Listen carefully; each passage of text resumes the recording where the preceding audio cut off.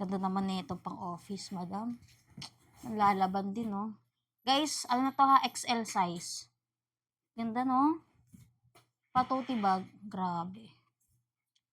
Alam niyo yung simple pero madam, pag nahawakan mo naman yung leather, lumalaban siya, ma'am.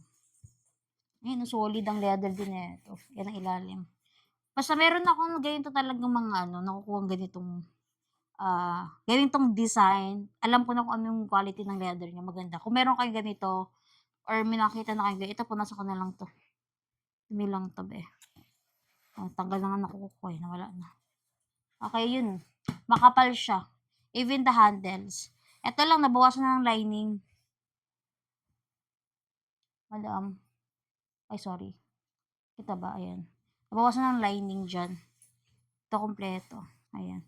Lining lang naman ng minor, ma'am. Nabawasan. Tapos, detalye siya ha.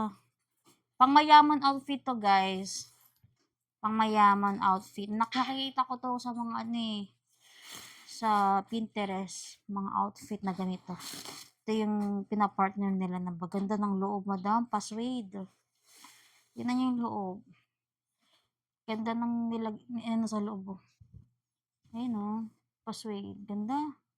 Quality, ma'am. Spacious siya, guys. Dami yung malalagay dito. Okay, try natin ng walang palaman. Detalye siya, ma'am. Very ka dito, fashionista. Uy, yung mga nag-camp ng ganito, ma'am. Nakunin mo to, ma'am. Ganyan siya, oh. Ang ganda niya. Ay, Diyos, ang ganda.